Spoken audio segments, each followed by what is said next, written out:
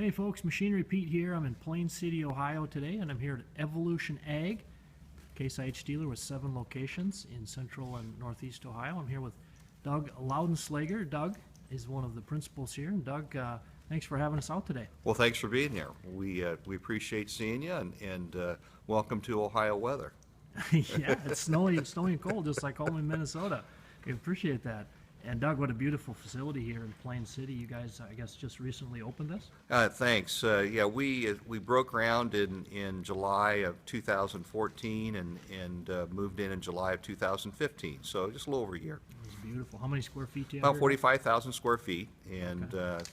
this serves as the corporate offices for Evolution Ag, as well as a regional training center for CaseIH.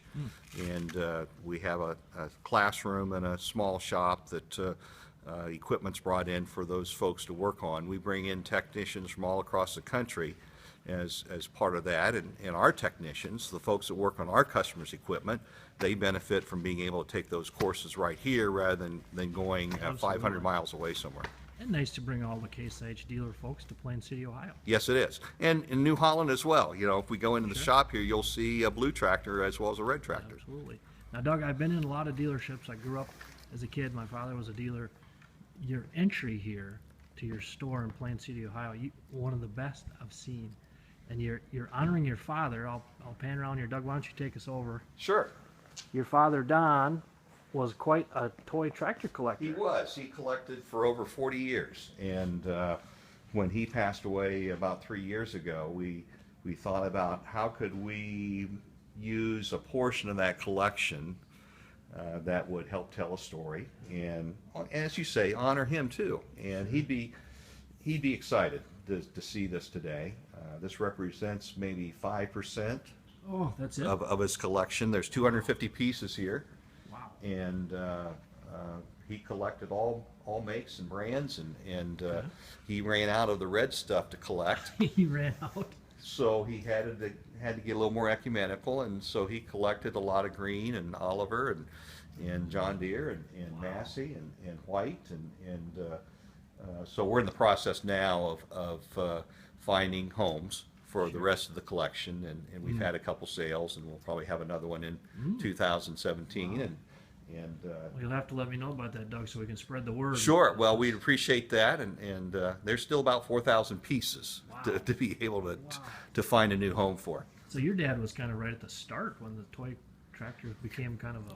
Well, he started before there really was much interest. He could go into a dealership at that time, and up in the attic there'd be cases of toys. Wow. And so that was before everybody got interested and excited about doing it.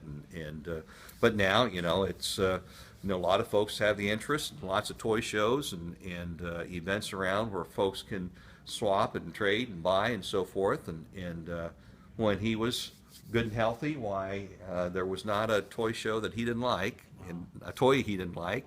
So he would go to that show and typically would bring some things back for his own collection. Very cool. And what do people say when they come into the store? Well, they're excited, because they'll say, I grew up farming with that tractor, or my grandfather had that, or, it's fun to see the kids, look at all that, and, they just can't wait to try and get their hands on it. But that's why we had to put the doors on the display cases to Sure. make sure that things didn't get moved around too much. Now, did your dad have one favorite, or yourself have one favorite, Doug? No, I don't know that there was ever one favorite toy of his, and Liked them all. he liked them all. He would say that, and he called it his disease. And he first started collecting and put a few things in a little office area in the house, and filled those shelves up. And my mother said, "You will not bring another toy into this place." And so we had an old machinery shed, that a granary that wasn't being used. So he converted that into shelves and a nice area to display, similar to what you're seeing here. With the glass shelves and the sliding patio doors, and he filled that up, and then we had to replace a barn, and so he took a portion of the new barn and did the same thing, but unfortunately didn't get a lot of use out of that before he passed away. Sure. And so now you grew up on a farm, which direction from here, Doug? About 30 miles north of here, Marion County. Marion And County, okay.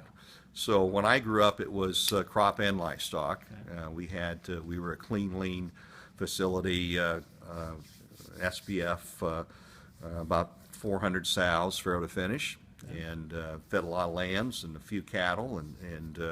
But over the years, you know, as my dad and his brother, his brother is still farming, my uncle, Okay. aged, why they decided that the livestock wasn't what they needed, Sure. and so strictly, you know, crop today.